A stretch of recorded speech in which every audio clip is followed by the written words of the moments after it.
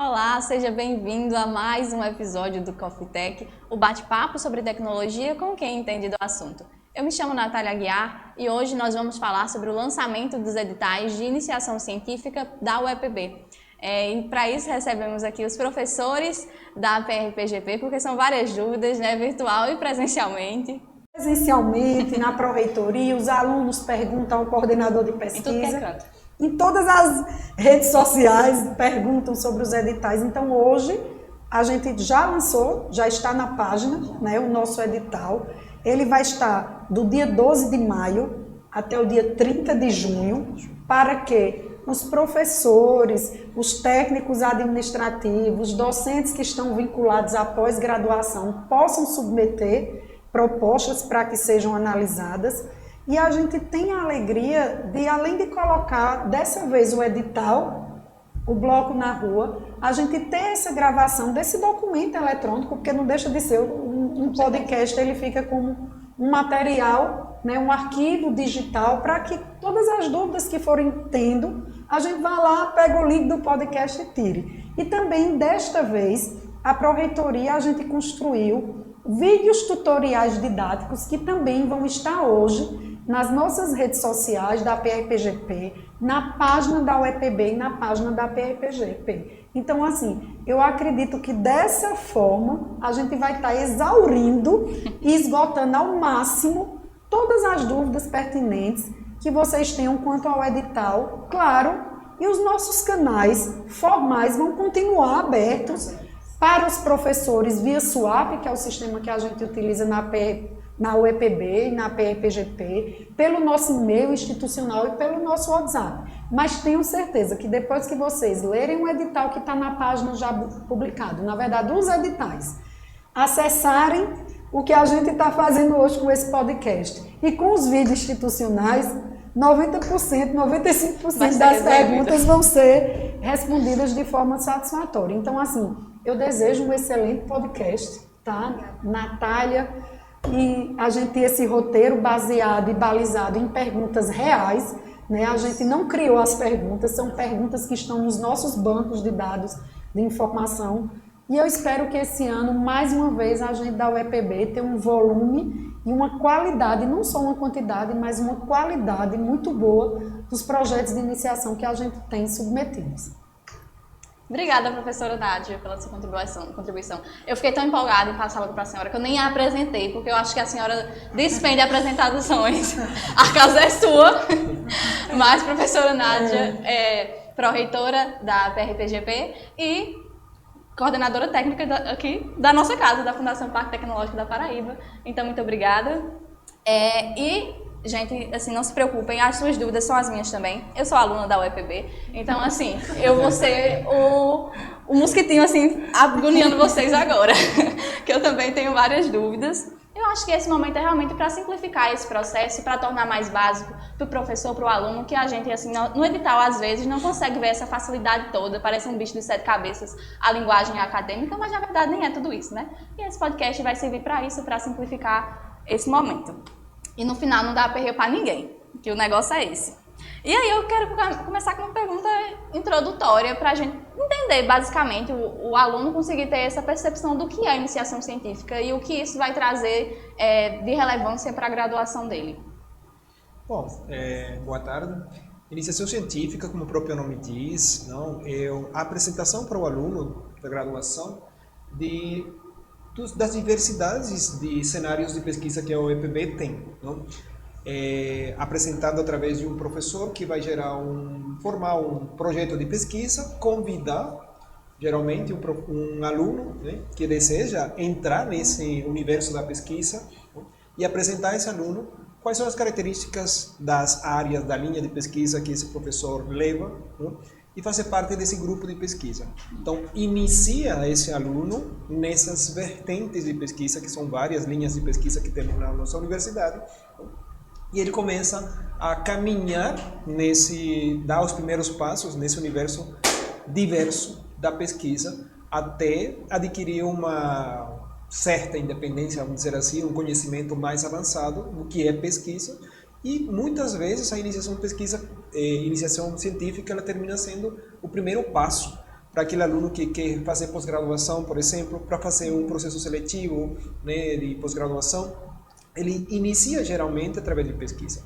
As estatísticas mostram bem claramente que o aluno de iniciação científica geralmente é aquele aluno que tem um perfil também para fazer um mestrado, fazer uma especialização, um doutorado lá na frente. Massa.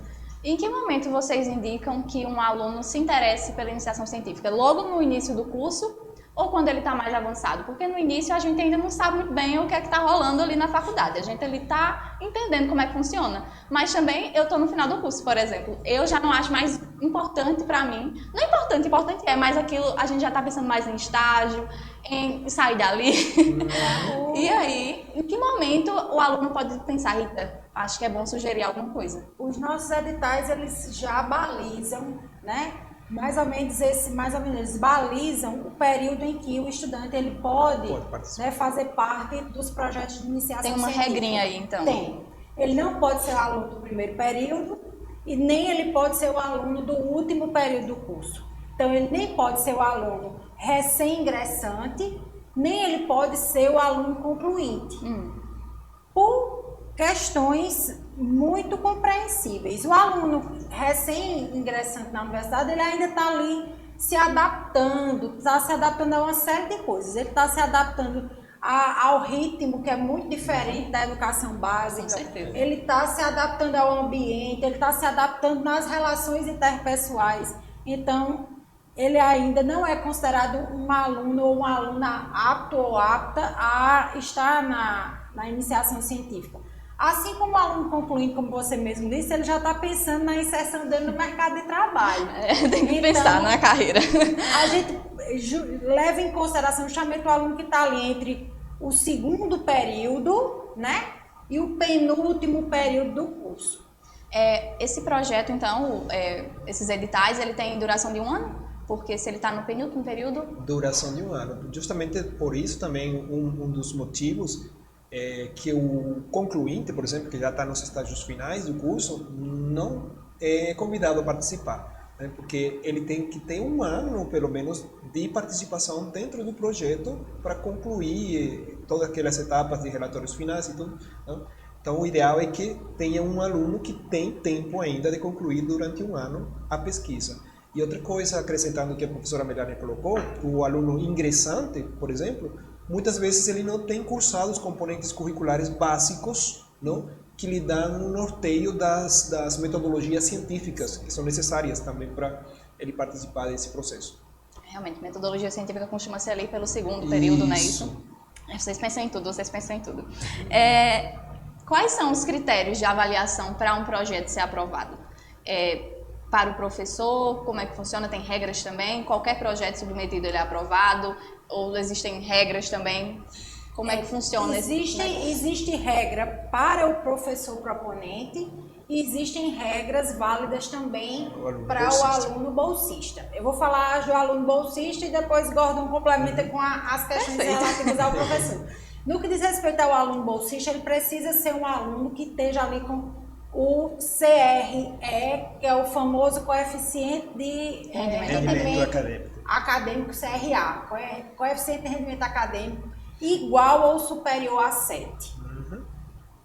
Certo? Essa é uma condição. Além disso, ele precisa ser um aluno ou uma aluna que tenha disponíveis 10 horas semanais de dedicação ao projeto de pesquisa, porque ele ingressa na iniciação científica a partir de um plano de trabalho que foi elaborado e pensado para esse projeto, ao qual esse aluno ou essa aluna vai estar inserido. Então, ele precisa cumprir tudo aquilo que está previsto nesse plano de trabalho, e para isso ele precisa dessas 10 horas semanais de dedicação. Ele não pode também acumular bolsas, né? Ele, em sendo bolsista de iniciação científica, ele não pode acumular outras bolsas de outros órgãos de fomento ou do mesmo órgão de fomento, né? Essa exclusividade, ela precisa ser garantida. E, para além disso, ele, ao ingressar no projeto, ele se compromete, porque ele assina um termo de compromisso, ele se compromete, além de cumprir aquilo que está previsto para ele no plano de trabalho, ele tem que escrever o relatório final de pesquisa, assim como ele tem que participar do ENIC, que é o nosso encontro de iniciação científica, que é realizado anualmente pela UEPB através da Isso eu não sabia. Como é que é esse evento? É porque eu sei que um projeto de iniciação científica tem que ser apresentado para ser tipo validado, não é isso? Aí a universidade tem esse próprio evento para garantir isso. Anualmente. Anualmente, para apresentar resultados da pesquisa que foi desenvolvida durante o ano. E ele acontece ali no final do ano? Porque a gente precisa acompanhar os prazos, né? Existe prazo para a submissão do projeto, existe prazo para a entrega do relatório. Como a cota, ela se encerra ali no final do mês de agosto, a gente dá, então, a posteriori, um prazo para que os professores coordenadores de projeto entreguem o relatório, geralmente é um prazo de um mês, e acho que esse ano ainda não está definido, a gente depois vai divulgar isso, mas a ideia é manter o que já vinha sendo feito nos anos anteriores, de modo que, a partir desses prazos, a gente não tem como realizar o ENIC, não seja ali depois do mês de outubro. Novembro, né? Outubro, novembro é mais certo do evento acontecer. Entendi. E quais são as regras para um professor ter o seu projeto aprovado? Os editais eles são abertos tanto para professores efetivos quanto para servidores, não? Técnico-administrativos. Aí existem categorias, professor, por exemplo, professor com doutorado tem umas especificidades, não? Professor com mestrado, professor com doutorado. Ele tem a oportunidade de cadastrar, por exemplo, um projeto de pesquisa ou 2 projetos de pesquisa de acordo com as condições que ele tem também de trabalho que é. Além de professor e pesquisador, nós temos uma série de outras atividades, né? É mais da coragem de cada um, não é isso? Com certeza, né? Ele pode cadastrar um projeto com seu respectivo plano de ensino, de trabalho, e esse plano de trabalho vai ser executado pelo aluno bolsista escolhido. Ou 2 projetos, não? E cada um com o seu respectivo plano de trabalho. Isso não significa que também, se ele escolher por escrever 2 trabalhos, os seus 2 projetos vão ser avaliados. Existem todas umas regras que devem cumprir para que esses 2 projetos sejam aprovados e os planos de trabalho também, né? Feito isto, ele tem responsabilidades também. Como a professora Melania bem comentou, existe esse congresso, esse encontro, de iniciação científica, e todo professor que participa e ele é contemplado com uma vaga, não, de iniciação científica, ele tem obrigatoriedade de participar desse processo, desse encontro de iniciação científica, na qualidade de orientador daquele aluno que levou a pesquisa durante o período, e também de participar como avaliador dos outros trabalhos que participam. Então, isso deve ficar bem claro, e nesse ano, inclusive, a gente no edital colocou alguma anotação bem mais consistente da obrigatoriedade.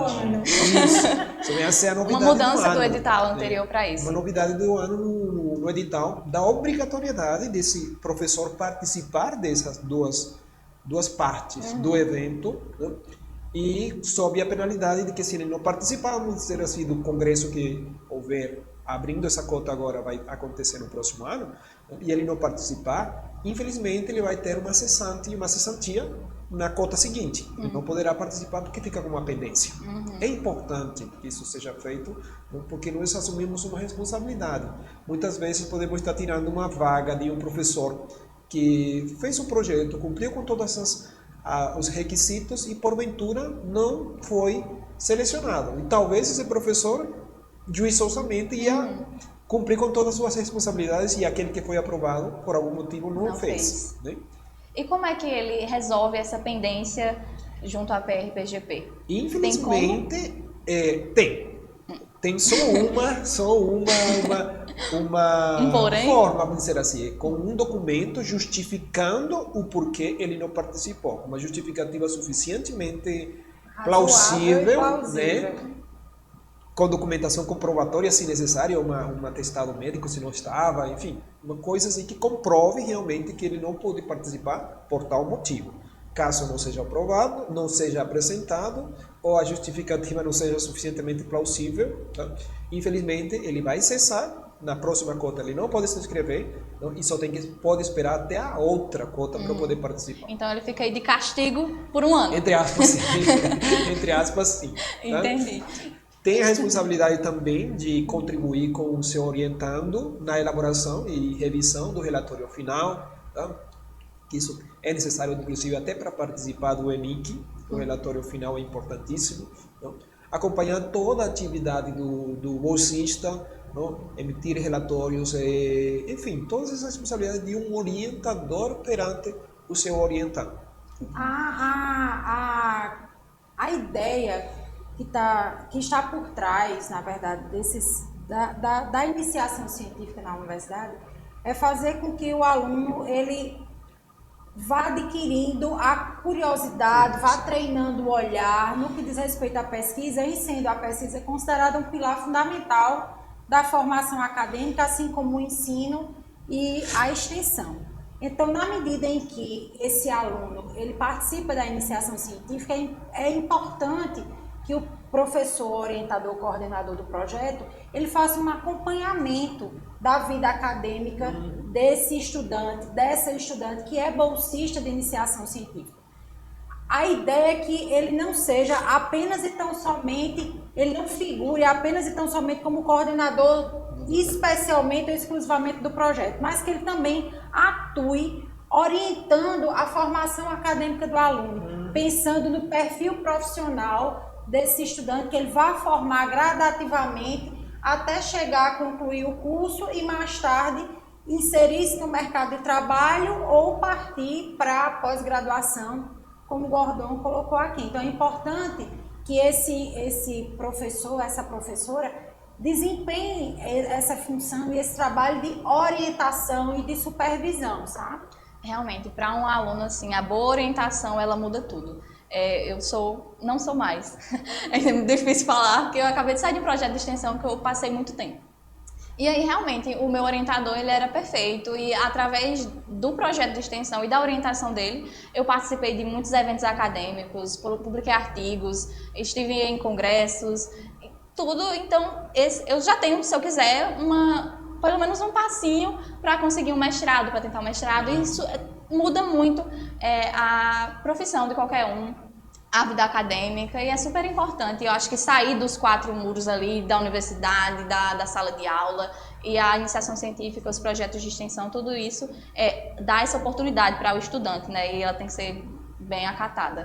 Inclusive também porque, como a ideia é que o estudante ele mantém esse CRA, esse coeficiente de rendimento acadêmico igual ao superior a 7, é importante também que o professor, a professora que coordena o projeto esteja ali sempre perguntando como é que você está nas disciplinas em que está matriculado esse semestre, como é que está o desempenho nessas disciplinas, para, a partir da atuação dele, de repente também evitar uma reprovação, evitar um rebaixamento do desempenho, fazendo efetivamente esse trabalho de supervisão e de acompanhamento até extra a seara ali específica do projeto de pesquisa. O orientando, ele acaba virando um pequeno filho, né, do orientador. Eu geralmente me atrevo a dizer que, geralmente, o seu papel enquanto orientador vai além da questão acadêmica. Não é uma função social, vamos dizer assim. Então, como bem colocou aqui Melania, eu estou orientando academicamente sobre algum tema, sobre algum assunto específico relacionado àquela pesquisa, mas também eu estou ajudando a formar aquele profissional, futuro profissional, que tem que ter responsabilidade, tem que cumprir com a ética, tem que cumprir com prazos, tem que entender também que a bolsa que ele está recebendo é um investimento público e que nós temos por obrigação responder a esse investimento que está sendo custeado pela sociedade. Tá? Prestar contas. Não? Então esse é o nosso papel, além de ser orientador científico, academicamente falando, estamos também contribuindo com a formação de seres humanos, não, que passam a ter responsabilidade maior, que passam a ver essa oportunidade de ter uma bolsa que com certeza está lhe ajudando na sua manutenção dentro do ambiente universitário, mas que ela não vem de graça.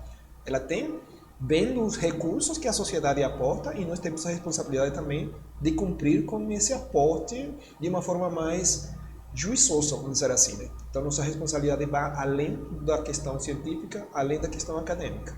E com certeza a missão de vocês é muito bonita nisso tudo, porque o professor, ele vira realmente parte do social do aluno, está sempre em contato direto ali. Então, o meu professor, ele está ali quase nos fixados do WhatsApp, porque é 24 horas eu aperreando ele. Então, vocês são realmente guerreiros, eu não estou falando que é fácil, porque deve ser realmente um cargo de muita responsabilidade.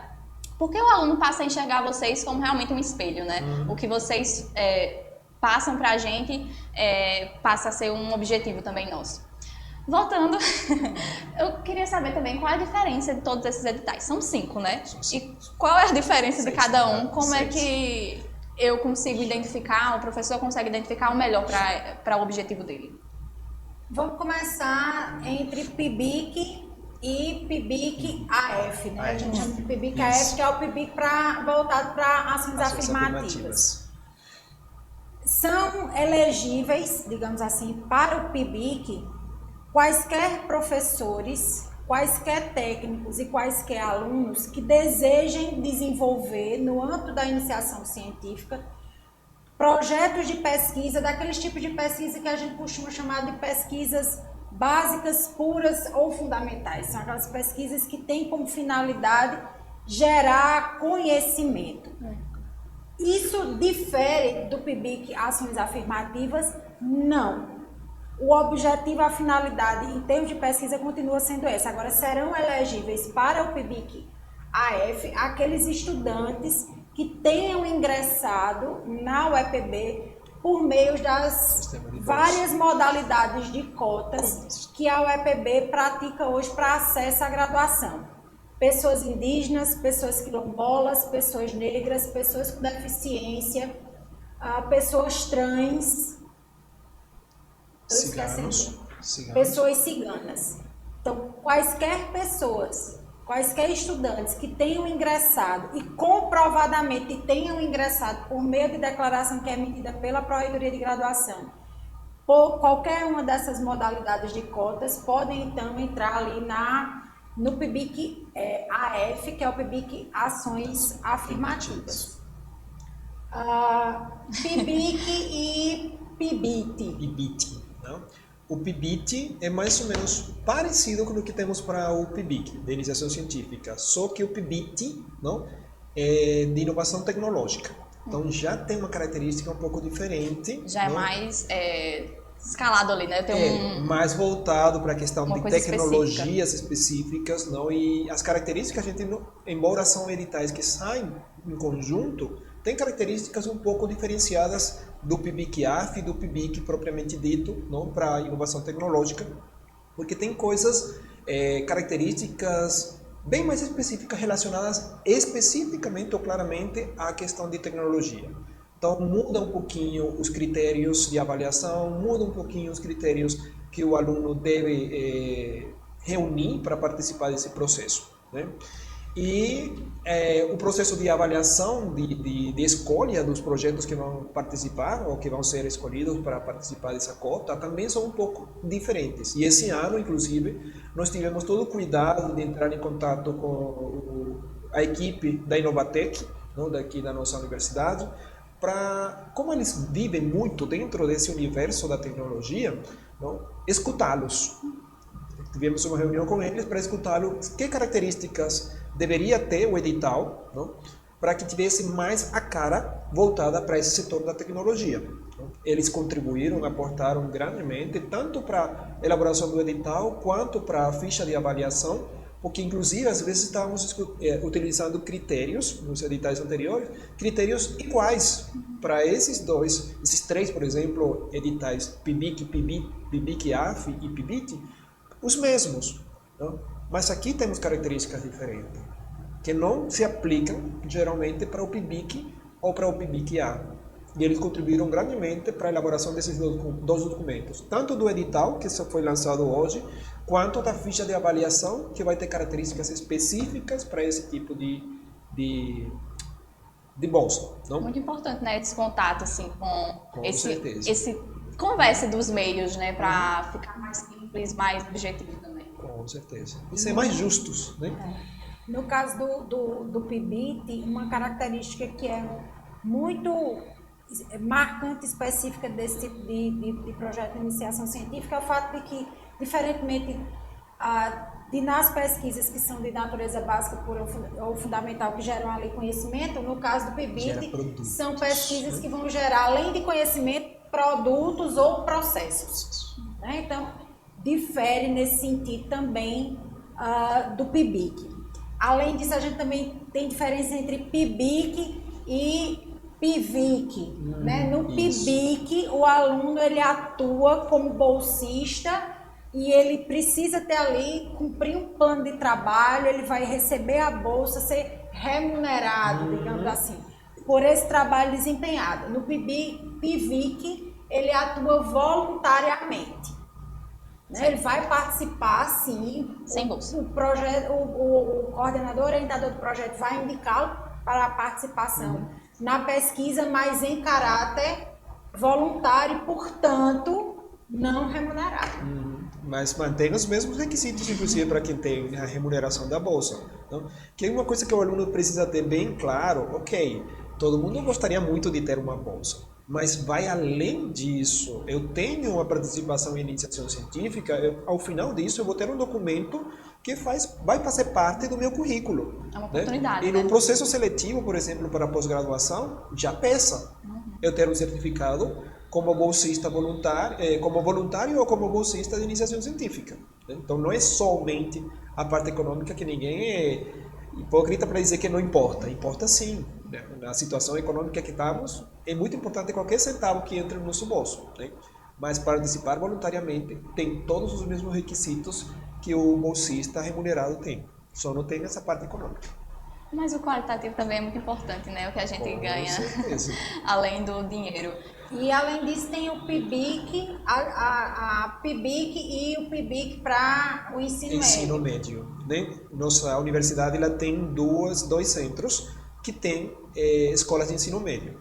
Em Catolé do Rocha e aqui em Lagoa Seca. Né? São alunos de ensino médio e essas escolas pertencem à nossa universidade, fazem parte do nosso entorno universitário, embora sejam escolas de ensino médio. Então, como pertencem à nossa rede, elas também participam dessa oportunidade de iniciação científica voltados a esses editais, esse edital especificamente para esses dois centros, em Catolé do Rocha e nossa escola aqui de Lagoa Seca. Não?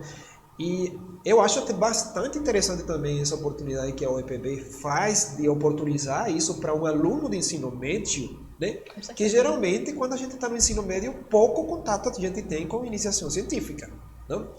Então, já partimos com um aluno que faz parte do nosso entorno universitário, embora ele esteja no ensino médio, apresentando a iniciação científica de uma forma mais precoce ainda do que aquele aluno que entra em contato pela primeira vez lá no segundo, terceiro período da sua formação universitária. Já desde o ensino médio, nessas duas escolas, esse aluno tem essa oportunidade. Assim que quando ele entrar na universidade, talvez ele, se já foi um bolsista, remunerado ou não, traz essa experiência. Não? E aí você já tem um aluno que vem muito mais preparado para se desenvolver no PIBIC, ou no PIBIC-AF, ou no PIBIT. Não? Eu acho que é uma estratégia bacana até para conseguir captar mais estudantes, porque você consegue gerar um interesse nele ali ainda no ensino médio, né? Com certeza. E é super importante que as universidades públicas façam esse contato com estudantes de escolas públicas para manter esse interesse vivo. Eu acho que uma pergunta que deve acontecer muito com vocês é realmente, quem ganha a bolsa? Onde é que ganha? Como é que faz? Qual é o processo? Qual é o banco que cai? Como é que funciona? O bolsista, ele precisa ter conta em banco. E ele precisa ser a pessoa titular da conta. O valor da bolsa não pode ser empenhado na conta de nenhum tipo de terceiro. Não pode ser o responsável, o pai, a mãe, um parente. Não. A pessoa que vai receber a bolsa tem que ser a pessoa titular da conta. E aí é desejável que a conta seja especificamente de um determinado banco, que nesse caso é o Banco do Brasil. Mas o bolsista precisa ser o titular da conta. Então, na medida que o professor proponente vai indicar o aluno para a bolsa, ali quando ele assina o termo de compromisso junto com o orientando ou a orientanda, essas informações de natureza bancária já precisam ser encaminhadas para a PRPGP, porque na PRPGP é preciso fazer o cadastro desses bolsistas todos e encaminhar para o órgão de fomento. Entendi. E quais são as regrinhas que o bolsista ele deve seguir? Ele, digo assim, não para submeter, mas para se manter, mas o que é que ele não pode fazer de jeito nenhum, senão ele perde a bolsa? Por exemplo, estágio. O acúmulo de bolsas, por exemplo. É verdade, o acúmulo de bolsas. Né? Você está tendo uma oportunidade de ter uma bolsa, mas como universidade pública, a gente gostaria de ter bolsas inúmeras, não, para a quantidade bem maior de alunos da nossa universidade. Mas, infelizmente, a situação econômica não permite isso. Mas estamos tendo esse aluno que está tendo essa oportunidade de ter uma bolsa de iniciação científica. O lógico, o ideal é que ele dê a oportunidade a outros alunos com outras modalidades de bolsa que tem de manutenção ou de extensão, por exemplo. Não? Então é vedado de cara o acúmulo de bolsa. Não? Ele tem que cumprir, a professora Melania citou anteriormente, com a quantidade de horas. Não? 10 horas disponíveis por semana para se dedicar às suas atividades de pesquisa. Não necessariamente se for uma pesquisa de laboratório, por exemplo, ou levantamentos clínicos, enfim. Não necessariamente ele vai passar 10 horas no laboratório, 10 horas na clínica. Não? Tem uma série de outras atividades, não, que ele pode fazer. Pesquisa na literatura, enfim, várias outras atividades, mas ele tem que cumprir isso. Tem que ter bem claro que tem que ter horário disponível semanalmente para se dedicar a isso. Não? Deve cumprir com suas responsabilidades de relatórios, e aí uma novidade também no novo edital desse ano, tá? Que muitas vezes, por exemplo, o aluno por algum motivo ele precisava sair, não, de bolsista, da posição de bolsista, ou inclusive até de voluntário, e saía e pronto, né? Era substituído por um novo bolsista e pronto, né? Hoje nós estamos pedindo, solicitando, não, recomendando que uma vez o aluno precise sair, seja indicado pelo orientador a substituição, mas antes dele sair, ele deve gerar um relatório parcial das atividades até o momento em que ele está saindo da sua responsabilidade como bolsista. Isso é importante, porque você mostra a sua responsabilidade das suas atividades que você acompanhou até o período da sua saída e deixa a par a pessoa que vai pegar o lugar dele de onde ficou, né? O bonde andando de onde esse bonde ficou. Então, continuar daí para frente. Uma pergunta que é muito feita é: se eu for bolsista de iniciação científica e se eu for reprovado em disciplina, eu perco a bolsa? Não. Mas você deve ter você deve ter o cuidado do seu coeficiente de rendimento acadêmico não tornar-se menor que 7. Porque se ele se tornar menor que 7, aí você tem um problema. Então, a reprovação em disciplina em si não gera automaticamente o desvinculamento. Mas, se essa reprovação em disciplina, ou até em mais de uma, fizer com que seu CRA fique rebaixado a menor do que 7, aí você se complica. Aí tem que ter sempre esse cuidado. E também uma coisa que eu esqueci, confesso, de falar, é em relação ao currículo Lattes, né? Sim, o bolsista, quando ele vai ser indicado pelo professor para participação no projeto, ali na submissão do projeto, esse bolsista ele precisa ter currículo Lattes e, além disso, esse currículo Lattes precisa estar atualizado, né? Porque quem vai avaliar a proposta, o avaliador ou a avaliadora, além de olhar para a produção do professor proponente, ele vai olhar também para o currículo Lattes desse bolsista que está sendo indicado ali para o plano de trabalho desse professor. E uma das outras obrigações que ele tem também enquanto bolsista é durante o encontro de iniciação científica. Obrigatoriamente ele tem que participar apresentando os resultados. Né? É obrigação desse bolsista. Senão também fica com pendências ali. Ai, muitas pendências. E o aluno, como é que ele resolve essa pendência?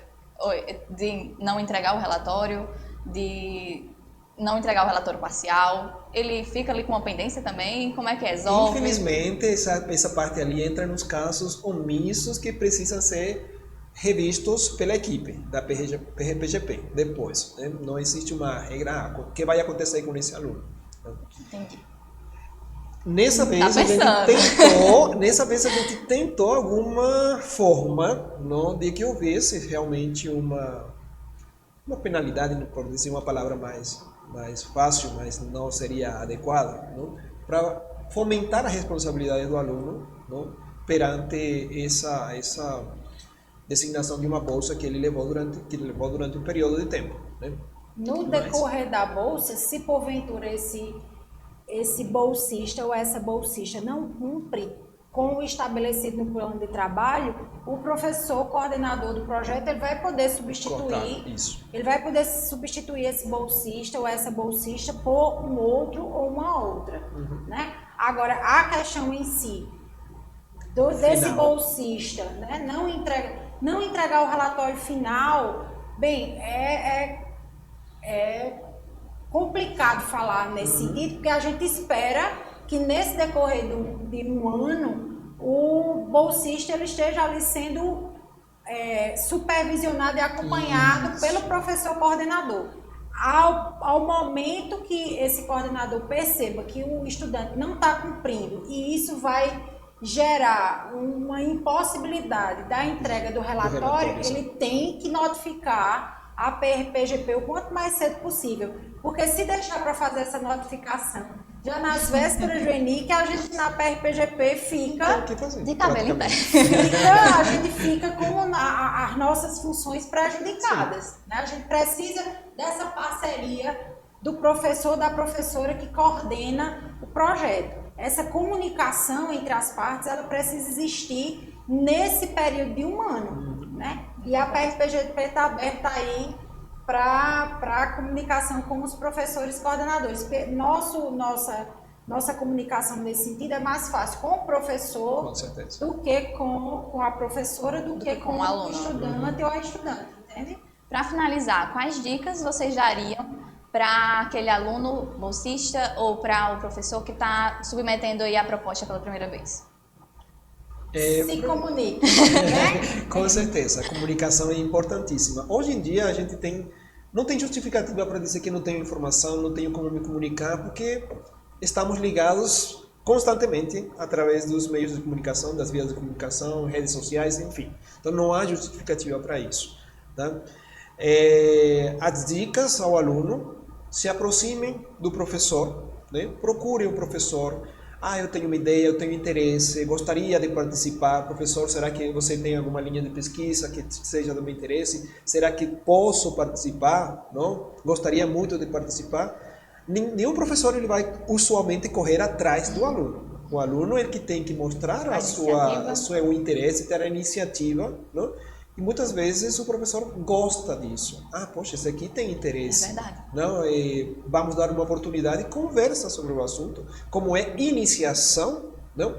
Raramente você vai encontrar um aluno que realmente venha sabendo de tudo. Bem pronto, né? Né? Sobre o assunto, venha pronto. Né? Ele vai iniciar com você. Então, se aproxime. Crie o hábito de visitar a página da UEPB constantemente. Lá aparecem todas as oportunidades, inclusive essa que estamos oferecendo agora, todas as oportunidades de auxílios para os estudantes da nossa universidade. Então, assim como a gente perde, às vezes investe, vamos dizer assim, por utilizar uma palavra boazinha, né? 15 minutos no mínimo, não, diariamente para entrar nas redes sociais. Tá? Por que não criar o hábito de entrar na página da UEPB? Vamos ver aqui o que tem de interessante que eu possa participar, que a universidade está me oferecendo, porque as oportunidades aparecem ali. Ninguém vai ligar, a professora Melania, a professora Nádia, Ninguém da equipe vai ligar de aluno por aluno e dizer, olha, tem um edital aberto, abriram hoje 6 editais. Se eu fosse tu, eu tentava. Pois é, a oportunidade está aberta para todo mundo. É uma universidade pública que não tem que fazer discriminação ou escolhas por determinado tipo de pessoas. Está aberto publicamente os editais, não? E o aluno tem que criar aquele hábito de buscar a informação, de correr atrás das oportunidades, se aproximar daquele professor que porventura possa lhe dar uma chance de participar desse processo que é muito importante na sua formação. Os três pilares da formação universitária, ensino, pesquisa e extensão, eles andam sempre juntos, tá?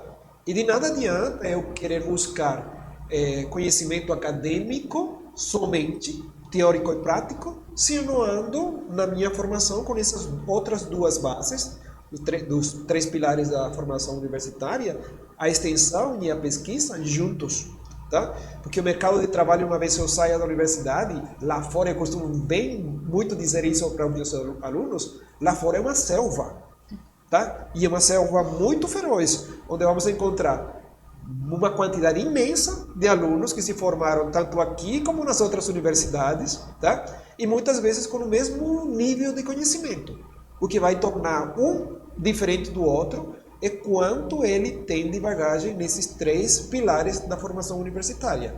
Então é importante ele ter essa oportunidade, é importante ele cumprir, né, com o conhecimento dessas 3 áreas, desses 3 pilares, porque isso vai ser crucial como um diferencial dele lá no mercado de trabalho. Se apropriem dos editais. Né? A gente tem 5 editais aí vigentes na iniciação científica a partir de hoje. Leiam os editais, né? Leiam os editais, se apropriem deles.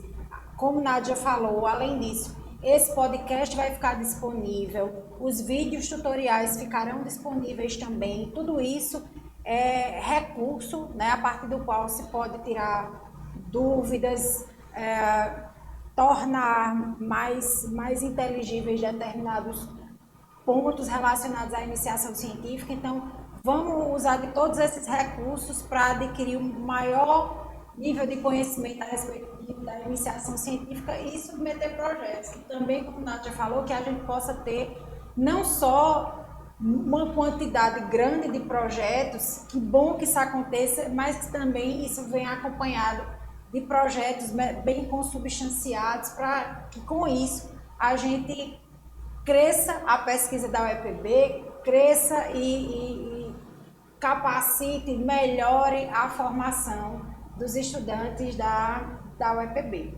E essa é a missão nossa também. E mais uma dica também, cumprir com os prazos. Né? Os editais estão bem claros, tem um cronograma de atividades lá e não haverá prórrogas. Né? É um tempo de inscrições, praticamente 1 mês e meio. Não é possível que não consigamos, tanto o professor quanto o aluno, para criar esse projeto durante esse período para cumprir prazos. Né? Que nós, tanto na universidade quanto nos órgãos de fomento, não, que disponibilizam os recursos econômicos para a bolsa, também eles têm seus prazos. E nós temos que nos adequar também a esses prazos. Não é porque a UEPB quer complicar a vida cortando o prazo até tal data, enfim, sem dar prórroga. Temos outras entidades que também têm prazos e a gente tem que se adaptar a esses prazos deles também. Então é importantíssimo também que a gente leia com cuidado, escute veja todos os meios que tem a partir de hoje nas redes sociais, explicando claramente cada detalhe, tirando dúvidas, entre em contato pelos canais de comunicação diretamente com as equipes de pesquisa da PRPGP, não?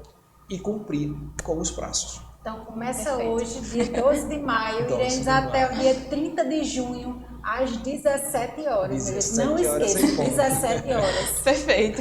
Professora Melânia, professor Manuel, muito obrigada pela participação. Eu, como aluna da UEPB, achei super importante essa conversa, tirei várias dúvidas que eu tinha. E espero que você que participou, que assistindo de casa, também tenha tirado suas dúvidas, que eu tenha sido uma boa porta-voz das suas dúvidas e das suas fofoquinhas também. Então, vamos finalizando por aqui mais um episódio do Coffee Tech. Hoje falando sobre iniciação científica com quem realmente entende do assunto. Se você gostou desse conteúdo, se achou importante, curte, comenta, deixa o seu ponto de vista lá nos comentários para a gente conseguir conversar. Também conversa lá com o povo da PRPGP. Sim. E, claro, segue a gente no Instagram, @Fundação PAC-TCPB. E você já sabe, né? Eu tô te esperando lá no próximo episódio. Um cheiro!